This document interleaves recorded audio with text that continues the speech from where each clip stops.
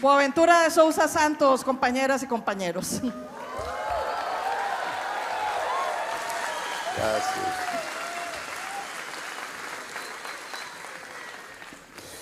Buenas tardes o buenas noches a todas e a todos. É um prazer enorme estar aqui neste Fórum Mundial. Foram 2 dias agotantes, vocês estão cansados, pero queremos seguir e seguir exatamente com a reinvenção do pensamento crítico, da resistência e da luta por uma sociedade melhor. Minha inclinação personal es que me rehuso a explicar al 1% lo que es la igualdad. Y la razón es sencilla. Es como explicar al diablo que Dios es bueno. Además, estoy seguro que no me escuchan. Si me escuchan, no me entienden. Si me entienden, pueden prenderme, expulsarme de la universidad o hacer otras cosas. La Escuela Sem Partido de Brasil acaba de enumerar los libros que deben ser prohibidos precisamente porque llevan muy en serio la idea de la igualdad. Karl Marx, José Saramago, Milton Santos, Paulo Freire,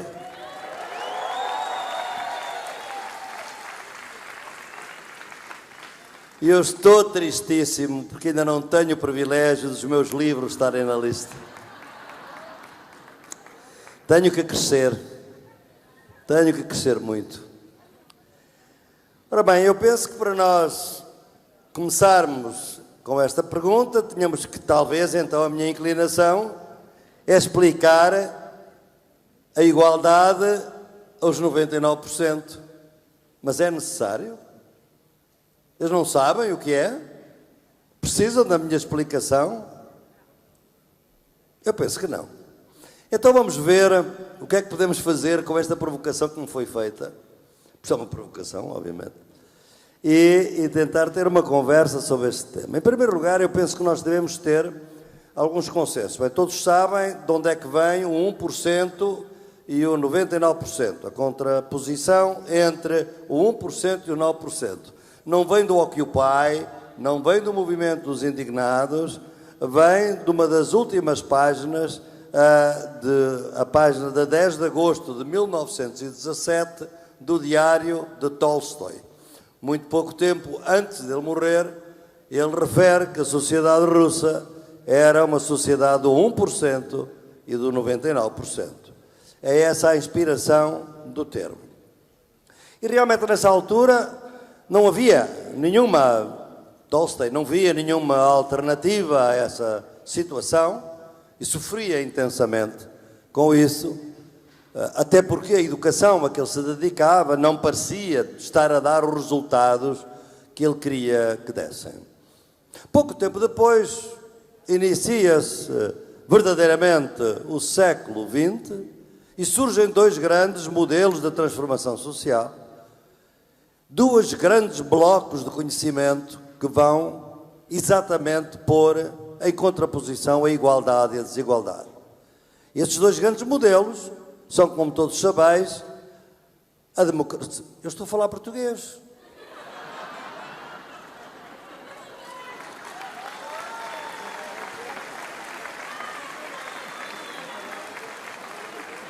Que maravilha!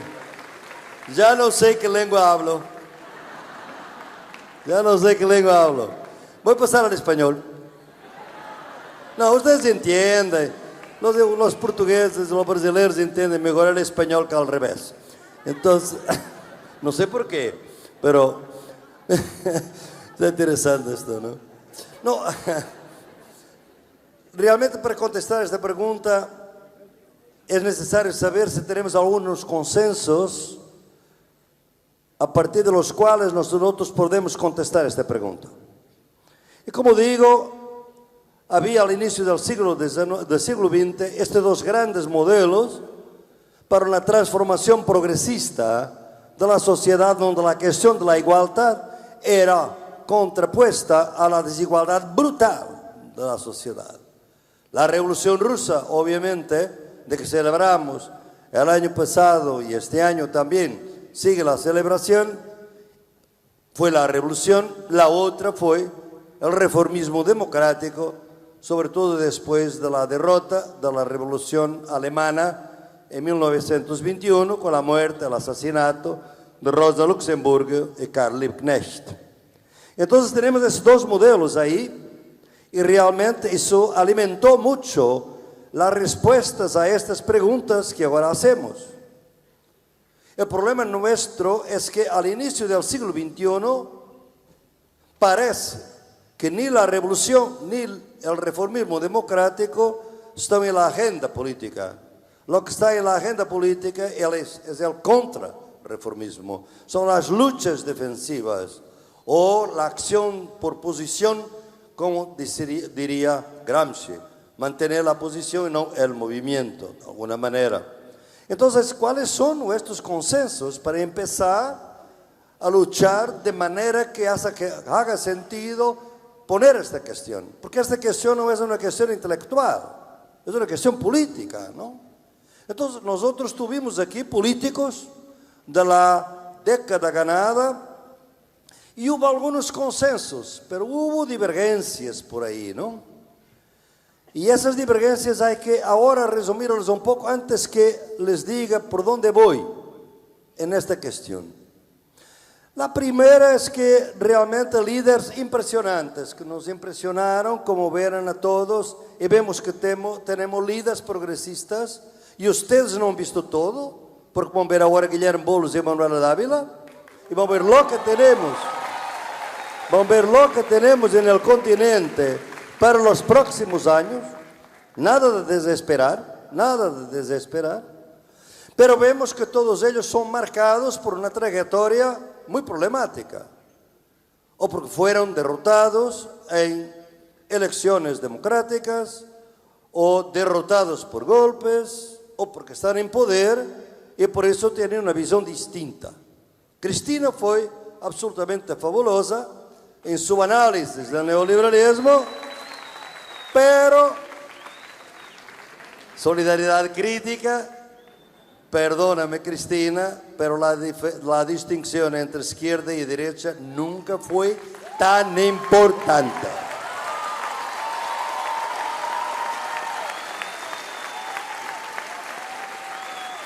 Yo comprendo que tú, Cristina, estés en campaña electoral, pero yo no estoy.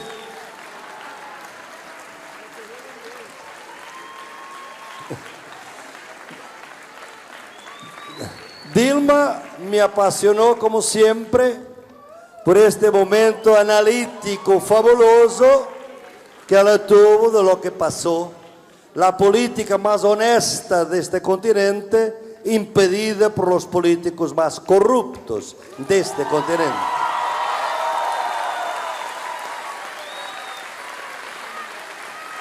Pero, mi querida Dilma, necesitamos de más autocrítica a nuestros errores.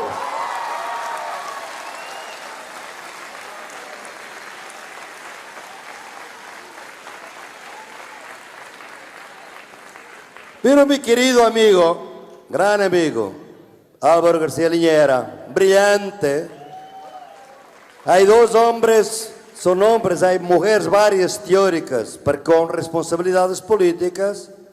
Dos hombres, uno en Brasil, muchos de ustedes no lo conocen, pero es Tarso Genro, que fue gobernador de Río Grande do Sur, un hombre inteligentísimo, y Álvaro García Linera.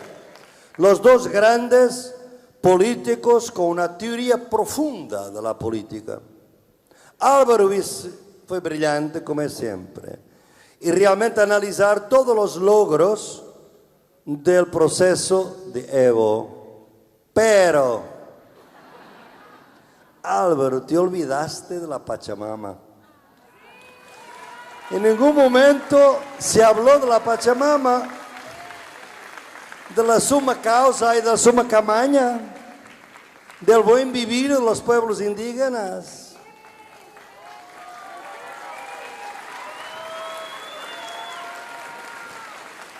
No estamos en el continente de Juan Carlos Mariátegui, que en los 7 ensayos ha dicho muy claramente que el pecado original de la América Latina ha sido construida sin el indio y en contra del indio. No podemos continuar en eso en el siglo XXI, de ninguna manera.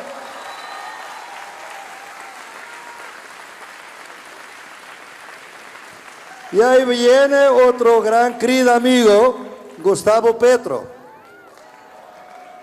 que lo conozco desde hace años, alcalde, donde estuvimos intentando de hacer la democracia participativa en Bogotá. Brillante su análisis, ustedes han visto. Y aquí era interesante. Todos ustedes vieron que fue el único político que ha traído realmente la necesidad de un otro modelo económico, político, de realidad del proceso. El aguacate en contra del petróleo, como él dijo. O sea, una política de izquierda orientada para la defensa de la vida, y la vida incluye la Pachamama, la madre tierra. Y no puede ser de otra manera.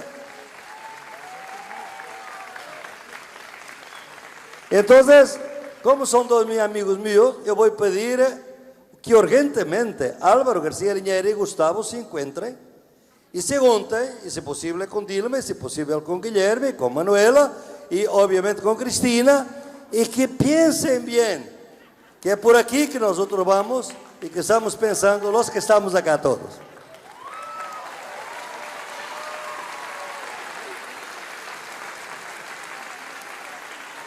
Pero hubo más consensos.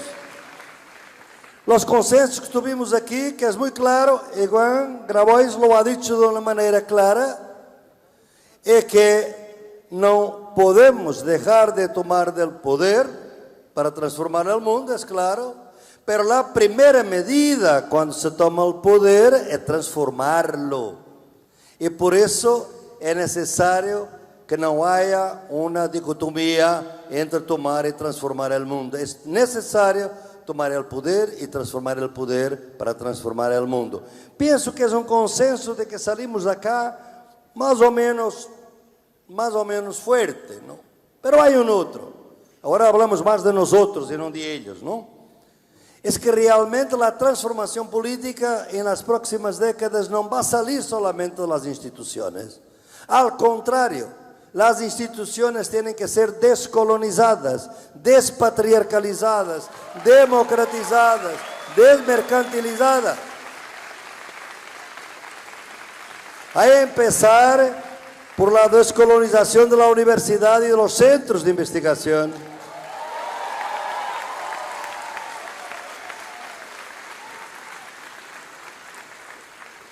Este momento que tuvimos aquí fue impresionante, con Nilma Gómez y con todos los investigadores y investigadoras negros de este continente. Pero qué crueldad que sea todavía necesario hoy hacer esto. Esto no es una victoria, es también una derrota nuestra. Tenemos que ver de los dos lados y es eso que nos lleva a caminar. Por eso las instituciones tienen que ser formuladas, castigadas, luchadas desde fuera también, desde las calles. Y las calles tuvieron una importancia muy grande en este coloquio. Pero no hubo un último consenso, que me parece muy importante acá. Lo que vigoró entre nosotros, mesmo nuestros colegas europeos que parecen un poquito más fríos, fue la razón caliente. O sea, un sentir pensar, como nos decía Orlando Falsborda, corazonar, como dicen los indígenas de Ecuador. O sea, la idea de que nosotros necesitamos de argumentos, pero hay emociones.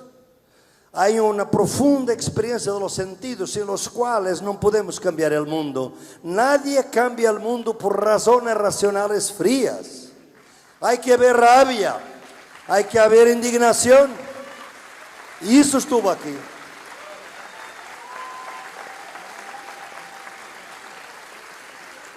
Y dos mujeres fabulosas lo hicieron de una manera totalmente distinta. Como la razón caliente puede ser distinta. Una fue Nilma Gómez, con el concepto del cuerpo negro como un cuerpo extraño, un cuerpo que está donde no debía estar. Y lo que Nilma no les ha dicho, pero que digo ahora, me permite, querida Nilma, es que Nilma había sido víctima de racismo acá, a entrada. Entonces los problemas no son teóricos y no fue de la organización, por supuesto, fue de otros que estaban por ahí. Pero después hubo una otra forma de razón caliente, donde la indignación puede ser un gran ejemplo para los jóvenes científicos sociales de este continente, donde la indignación está fuerte dentro de una razón que parece fría, pero no lo es. Fue el análisis de los dos complots fuertes en América Latina de Rita Segato, que ustedes quizás apreciaran tanto cuanto yo. Claro que estos son algunos ejemplos de lo que fue riquísimo. Voy a mencionar otros de esto. Y ahora sí vengo a la pregunta. Es una pregunta vieja. Los que me hicieron esta pregunta debían tener vergüenza. Pablo, ¿tienes vergüenza? Primero, la igualdad. No. En el siglo XXI no basta la igualdad. Es necesaria la diferencia también. Por eso tengo que explicar no solamente la igualdad, sino también la diferencia. Porque todos conocen, algunos conocen por lo menos, lo que he escrito hace mucho tiempo. Tenemos el derecho a ser iguales cuando la diferencia nos inferioriza. Tenemos el derecho a ser diferentes cuando la igualdad nos descaracteriza. Estos son los derechos del siglo XXI. Uno no puede existir sin el otro. Y es por eso que formulada así, esta idea da la idea de que solamente el capitalismo crea desigualdad. Y ese es otro error del pensamiento crítico del siglo XX. El pensamiento crítico del siglo XXI tiene que meter en la cabeza, porque está en las luchas, que la dominación moderna es capitalismo, colonialismo y patriarcado. Y que la tragedia de nuestro tiempo es que la dominación actúa en articulación y la resistencia está fragmentada. Los que luchan en contra del capitalismo muchas veces son racistas y sexistas. Mucho del movimiento afro ha sido sexista y se ha olvidado del anticapitalismo. Y mucho feminismo ha sido racista y se ha olvidado del anticapitalismo. Entonces, en cuanto seguimos divididos, la dominación nos domina como manteca. Y por eso tendremos que tener una otra epistemología. Pero hay una segunda debilidad de esta pregunta, que es una pregunta del siglo XX, no una pregunta del siglo XXI. Es que presupone que hay un conocimiento solo para explicar. No se puede pensar que el pensamiento, conocimiento académico, el único que tiene validez para explicar la desigualdad o la igualdad en el mundo. Porque eso no puede ser, porque eso es caer en una trampa. Es pensar que el conocimiento del norte, que fue el conocimiento dominante eurocéntrico, que fue lo que legitimó la desigualdad, te va a explicar ahora la igualdad. No puede ser. El conocimiento eurocéntrico es el conocimiento de los vencedores. La socialdemocracia en Europa fue posible debido a una explotación sin límites de las colonias. Entonces, no podemos pensar que son las epistemologías del norte que nos conducen a eso. Tenemos que pensar que hay otros conocimientos. Conocimiento en las luchas sociales, conocimientos nacidos en las luchas. La lucha es en contra del capitalismo, en contra del colonialismo, en contra del el patriarcado. Y en esas luchas vamos a buscar el conocimiento para contestar a esta pregunta. Y ese conocimiento lo llamo la epistemología del sur, ustedes pueden llamar lo que quieren. Pero lo importante es que sea conocimiento nacido en la lucha. Obviamente que la ciencia moderna puede ayudarnos, porque hay un pluralismo interno enorme dentro de la ciencia eurocéntrica. Yo estoy metido en una lucha enorme en Brasil en este momento, que es un ejemplo de donde los diferentes conocimientos nos pueden ayudar, que es la lucha contra los agrotóxicos y la agricultura industrial en Brasil. Obviamente. Necesitamos, obviamente, de químicos, de ingenieros, de biólogos, que están de nuestro lado y que nos dicen que una fresa tiene X% de veneno. Es importante para la lucha, al lado del conocimiento de los campesinos del Ceará, del Valle de Todos los Santos, que saben que sus pulmones y los tumores en la cabeza de los niños, los cánceres son producidos por el glifosato y otros venenos que tiene, obviamente, la agricultura industrial. Entonces, nosotros hacemos lo que llamo una ecología de saberes, entre el saber campesino, el saber popular de las mujeres en su casa, con los niños, y el saber científico. Claro, no nos interesa el conocimiento de los biólogos, ingenieros, agrónomos, financiados por la Monsanto. Por favor, ese no. Pero hay otros que están con nosotros.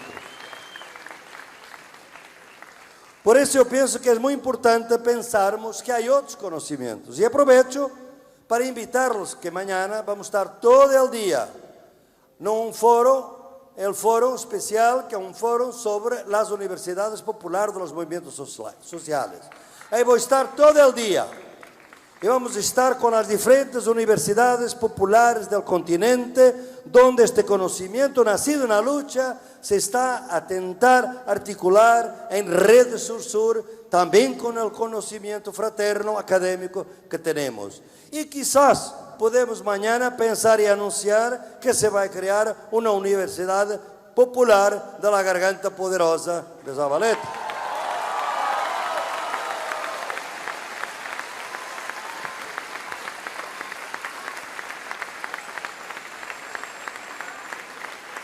Entonces, nuestro problema es que el conocimiento que necesitamos no es un conocimiento de vencidos, es el conocimiento de los resistentes, no de las víctimas, sino de los que resisten, de los que no desisten de la lucha y que por eso siguen en esa lucha. Y por eso, por veces, esos grupos van tener una otra manera de contestar. Quizás ellos puedan contestar a 1%. Curiosamente, nosotros tuvimos en 2001 un ensayo de un diálogo e intentar explicar la igualdad a los 1%. ¿Saben qué fue? Los más viejos se recuerdan. Hicimos un diálogo por internet, presencial, internet, digamos, virtual, entre el Foro Económico de Davos y el Foro Social Mundial, que se reunía por la vez primera en Porto Alegre. Y del otro lado estaba George Soros, que ahora es considerado un peligroso terrorista por Trump y por los húngaros reaccionarios, ¿no? Pero era el hombre que estaba justificando la riqueza del mundo. Pero no es eso que nos interesa. Yo pienso que realmente nosotros debemos intentar de ver cómo podemos explicar la igualdad, para quién y para qué. Entonces vamos a ver rápidamente. Mi tiempo va pasando, vamos a ver si logro avanzar un poquito con esto, ¿no? Es que, por un lado, si el conocimiento es un conocimiento desde las luchas sociales, entonces yo tengo que empezar por ver cómo se puede explicar la igualdad, no a partir de la igualdad, sino a partir de la desigualdad. Nosotros pensamos, esa era la trampa de esta pregunta, o sea, ¿por qué no preguntar o explicar al 99%? Yo pienso que es más importante explicar, Si no es necesario, vamos a ver lo que hacemos con esta pregunta. Pero realmente es ahí que está.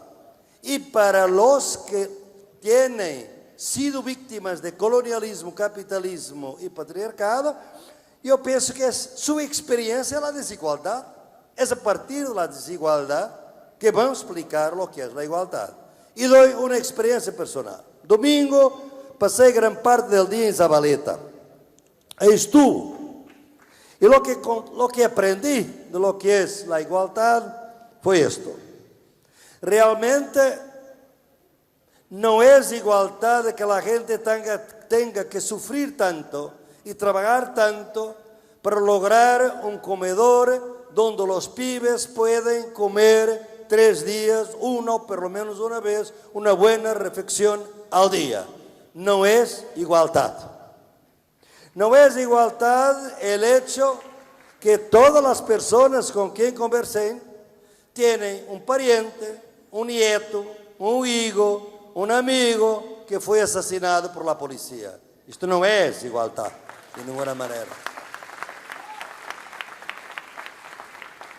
No es igualdad en que las recientes tormentas aquí en Buenos Aires, cuando las cloacas no aguantan, los niños acordan por la mañana con las camas llenas de mierda.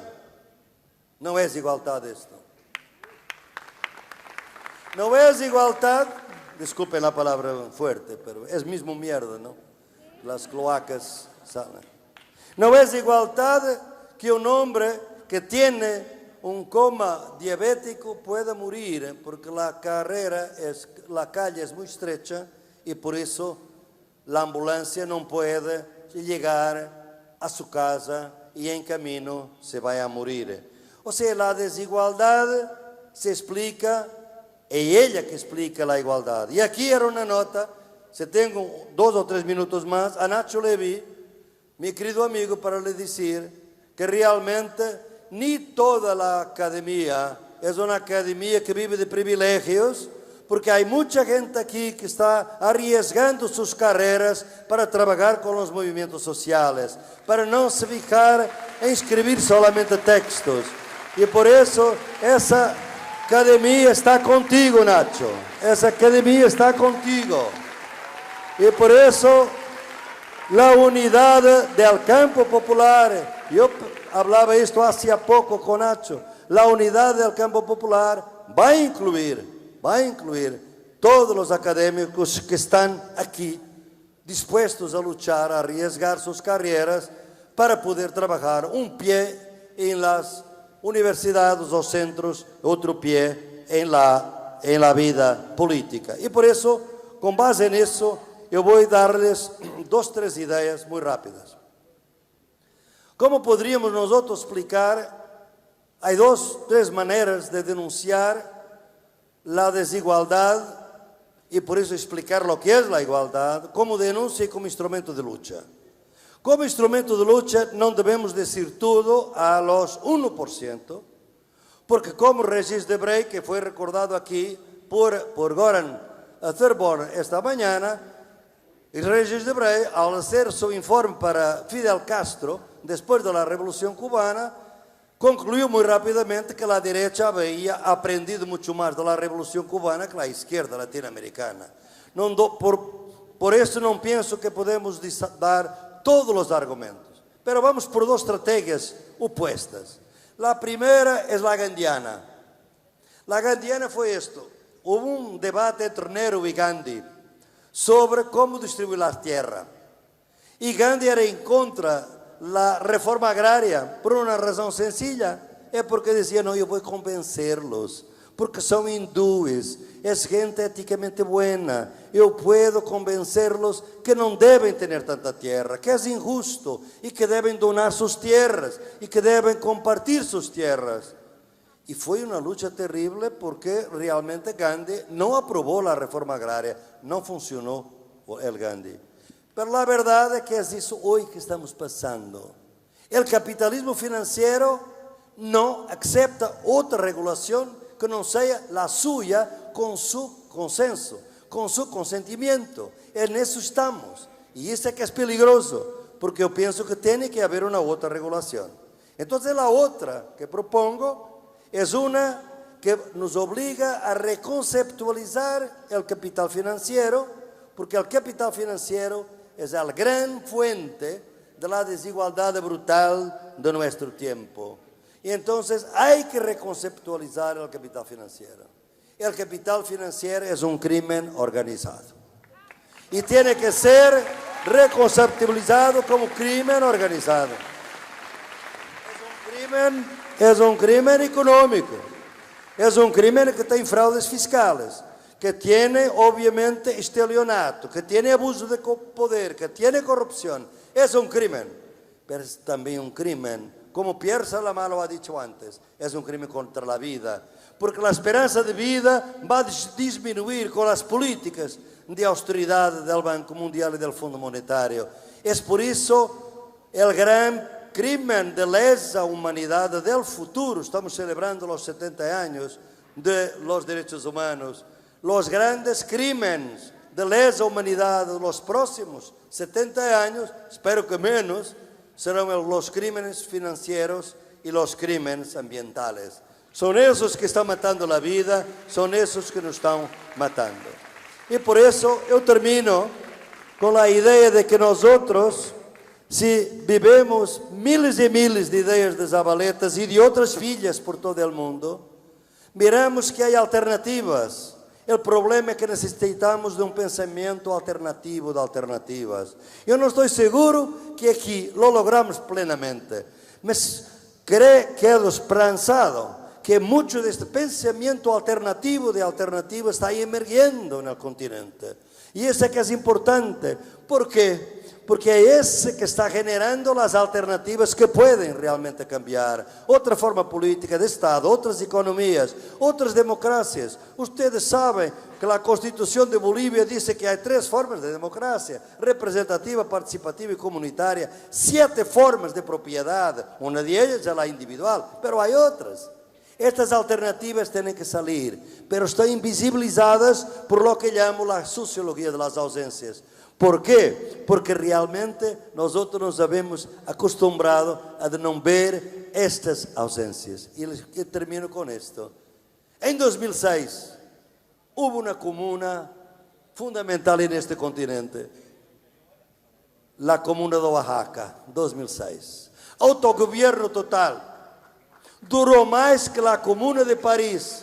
Hay miles de libros sobre la Comuna de París, no hay un solo de Gustavo Esteva y de la gran Norma Jarraca, gran amiga, fallecida, que ahora le presto mis honores a esa gran mujer que fue Norma Jarraca. Pocos libros sobre esta gran comuna de Oaxaca. Entonces hay alternativas, pero ustedes tienen que pensar que tienen que dispensar mucho del pensamiento crítico antes que construyan un pensamiento crítico que sea un pensamiento alternativo de alternativas. Solamente así vamos a ser en este próximo siglo rebeldes competentes. Muchas gracias.